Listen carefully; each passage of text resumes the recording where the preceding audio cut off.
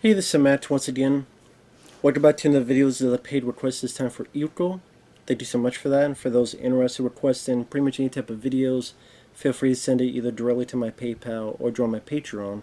Both links are down below in the info box. And this is for the 2021 film The Guilty, which this is directed by Antoine Fuqua. This is the guy that worked on Southpaw with Jake Gyllenhaal, Tears of the Sun with Bruce Willis, the Equalizer films, The Replacement Killers. Pretty good director. And Jake Gyllenhaal does star in this as a guy who was on the streets as a cop, and an incident has happened, which you find out later what that is. He's under investigation. In the meanwhile, he is part of the 911 circuit, answering calls for people who call 911. And I would say Jake Gyllenhaal is easily the best part of this movie. If you like him as an actor like I do, it's definitely a performance worth notice. Just he's a guy that you tell there's something going on with him. He's filled with stress, like something's consuming him. He's short with people. He's a bit hot-tempered. He doesn't really want to be there. He doesn't. You could tell he wants to be back out on the streets.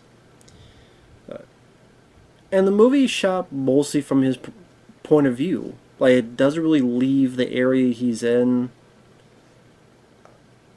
Mostly his voices you hear. Like, there's a couple people in the area he's working at, but it's mostly voices. Ethan Hawke, he is the Sarge. You hear his voice, among other people. And that was interesting. I mean, I'm a sucker for those kind of movies that try to do something a bit different. Less is more quality, where it's like one location or one setting, or it's trying to, in a way, be a one-man show.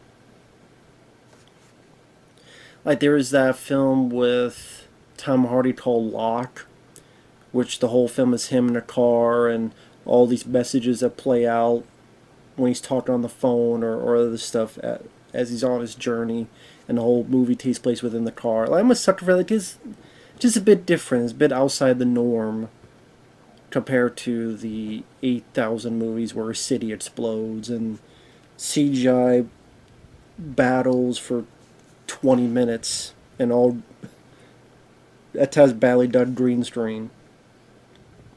But anyway, I guess this is a remake of a Danish film. I've never seen the original.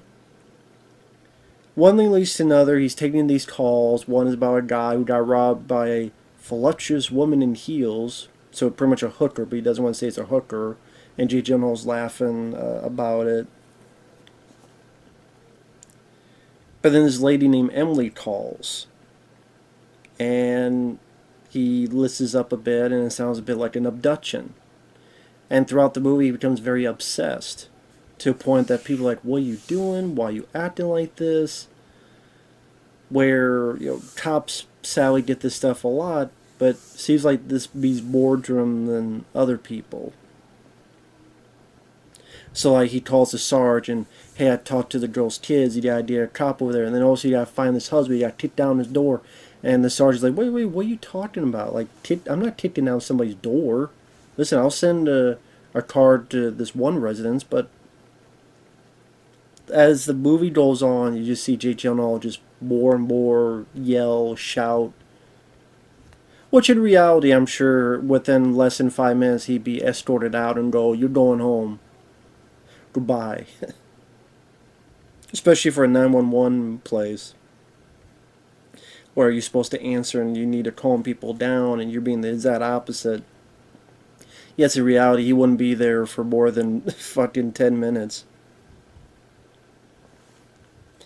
I would say Jake Gyllenhaal's performance was more interesting than the story of the movie. Because it's pretty much... It wasn't as intense as I thought it would be. It wasn't... It's not a long film. It's... You take out the end credits... 90 minutes or less. I like on the TVs, is in the midst of the California wildfires. bringing a little sense of difference where you'll see the stuff on TV and I don't know, just gives a bit, leaves it less blank and less bland looking. And despite what someone says, yes, I know what the definition of bland is: dull, uninteresting, uncreative. So at least you see this on the TVs. It gives a bit something to the background, something a bit more palpable. And throughout, you get a sense of who this guy is. He's separated from his girlfriend, or his wife. He's got a daughter who he misses.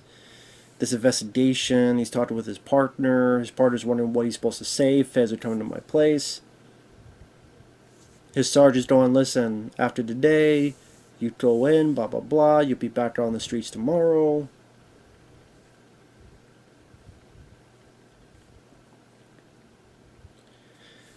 But it's him, Jake Gyllenhaal, throughout this 911, talking with this woman. You get the sense that she's being abducted. He, to me, understandably assumes that's what it is. Finds out who the person is, finds out where their family's at, calls, talks with the little girl, tries to calm the girl down.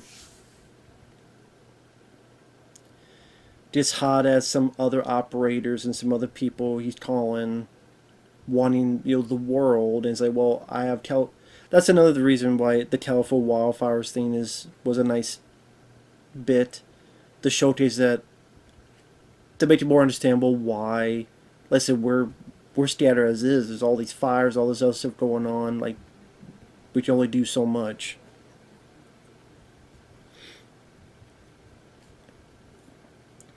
Now, I will admit this twist was a bit interesting to me, where, spoilers, you find out that he's trying to get information, he's calling the husband Henry and cursing him out, and trying to tell Emily, listen, when use the handbrake, and listen, when he gets there, hit him in the head. Like, you did just very hot-tempered. And then you come to find out that a baby was hurt, possibly killed, and that he's thinking the dad did. The dad's awful. He's assuming. Is the film is about how assumption can be very, very dangerous, and then lo and behold, the dad's actually not the bad guy. It's the mom, who's not bad. She's just mentally fucked. And spoilers, she thought her baby had snakes in it, cut it. I guess in the Danish version the baby died, but here the baby does live at the end. I did say spoilers. And it's him just flabbergasted, and that guilt of assuming and doing the... I would say in this case, he meant well. And the way it's set up, is it... to me, not too big of a jump to assume a person's being abducted. But again, it shows how assumptions to be dangerous, and it reflects in his own life, where, again, spoilers, when she is at wit's end and might jump off an overpass, he admits to his crime, which is he shot someone, a 19-year-old. He hurt someone, and I wanted to punish him, and I was so angry. You don't know the whole full details of that, like who is the person that was hurt, did that 19-year-old actually do it or not, all that jazz. Maybe the movie just feels that's not important. To me, they're kind of important details, at least to me. I just, again, that's... Although, to be fair, I just see what I think about it is, you're not a judge and jury, you're still a cop. That's what due process is. That's why you're innocent until proven guilty, all that stuff. That's the whole purpose of that. That's why you don't assume shit.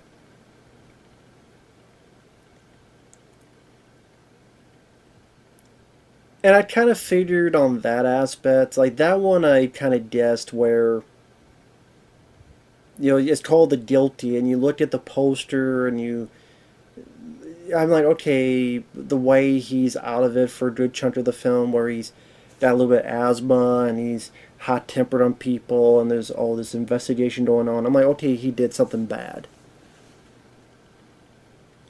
And then lo and behold, he admits it. Which is not the first time I've seen a film do that. I mean, hell, look at Die Hard. Sergeant Al Powell mentions how he shot a kid and had a gun that looked real enough. And that's why he would never draw his gun again until he does at the very end of the film.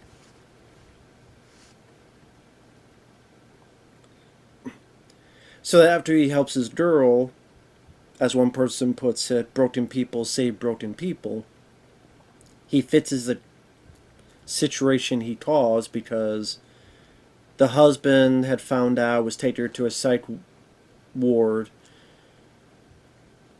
Jake Gyllenhaal even mentions, well, why didn't you just tell me? Why didn't you just tell me? And the guy's like, well, I thought it was, I thought it was a lame excuse, but I guess I did get what he's saying, where, you know, nobody helps and all this helps and doctors won't help and I'm supposed to expect cops help.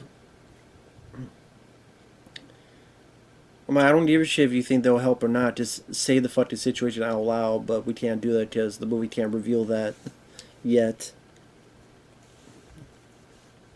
It's not as, okay, let me put it, like Searching with John Cho. I found that the unique way it was done, but it felt much more of an intense story, felt much more of a thrilling story. I thought that was a better written movie. Did a better job tightening the screws.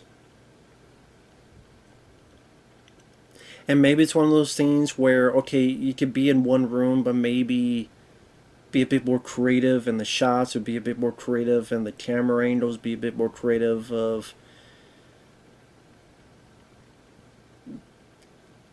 the direction, the look of the film.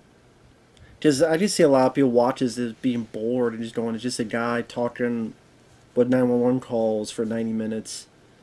And like I said, the story to me wasn't as intense or as interesting or as intriguing as it could have been. Like the stuff between Jake Gyllenhaal talking with the little girl and calling him down was rather sweet, and the girl on the other end did a nice job, heartbreaking bit where she wants her mom and she's alone and she has to wake up her brother because he's sleeping. Of course, later on we know what that truly happened there. But chunk of it was just him kind of snapping at people. Snapping at his supervisor, snapping at his co-worker, snapping at someone, even snapping at the Sarge. I did what it was going with, but it just kind of got a bit old at times, and kind of hard to root for the lead guy. I mean, maybe that's the point. But Jake Gyllenhaal is doing a good job. It's just, I think he needed a script. And it's a good director, but just something about the material needed to elevate to his level. It doesn't quite do that. I think it's still worth a watch if you like Jake Gyllenhaal and you want to see what I thought was a pretty good, intense performance. But again, if it had a bit more visual punch, like Searching is all done with, you know, computer laptops, but they were able to visualize, and like the bit when you see John Cho is going to where his daughter might be at, and you just see this dot of a tracker going up, and you just hear this phone call happening. Like, that was a cool visual bit. Maybe a bit more of interesting decisions in terms of framing or visual style. Because when you're in one room, I mean, it could be tough to make that. You either have to have a really good script, which is like The Breakfast Club. Kids at detention, but they had a good script with a great cast, made that work. It so didn't have a lot of visual panache, but it worked out fine anyway. Here, the other supporting characters kind of just there. whether his boss or the supervisor is again co-worker, they're kind of not bad, just not much to them. Also, again, the whole bit with what's going on with his, I'm like, okay, he did something bad. He's the guilty one, hence the guilty. I mean, that was predictable from the onset, in my opinion. Less predictable was that the mom was a bit of a fruitcake.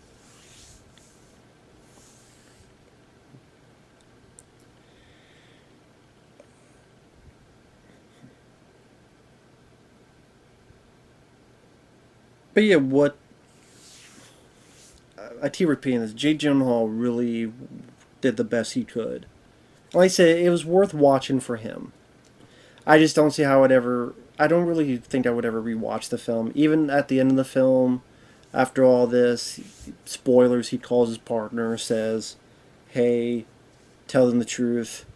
You know they don't fry you. You know they're gonna. It'll be years before you see your daughter." Like Jake Gyllenhaal does a good job. It's not just I must do the right thing. He's stoic. No, he's still breaking down. Like he knows, and it's a very human reaction. He's still going to I do what I deserve type of mentality, but at the same time he's breaking down. It's a very human reaction, not artificial. It's like he's going to do the right thing, but it's tough. You just see how tough it is to do the right thing. I like that. And then he calls this lady who kept calling him, who's a reporter, and then you hear that he's been convicted. But you don't know how long he's been convicted. You don't know how long he's in jail. So again, that kind of leaves a bit of like, well, how long did he get convicted? There's no text that showcases what happened to him afterward. There's no dialogue. You just don't know. It's up in the air. Kind of a grim thing. You don't know all the details about what happened with the suspect and like the details of, well, he hurt someone. Well, who did he hurt? And like, I'm sure people, well, that doesn't matter. Well, it felt like there was stuff that needed to flourish the story a bit more. At least for me to be more satisfying. And like I said, the abduction part is just, it didn't feel intense because it couldn't, because it wasn't really an abduction. It's like, well, it has to be hampered by hiding this twist of, well, she's not abducted because she's not in trouble. It's not going to be all these close calls like a thriller, because there are no close calls because she wasn't abducted. So in a way, it was like, okay, it's a little bit of a different twist, but by doing that, it hampers elements that you could showcase to be, quote, thrilling.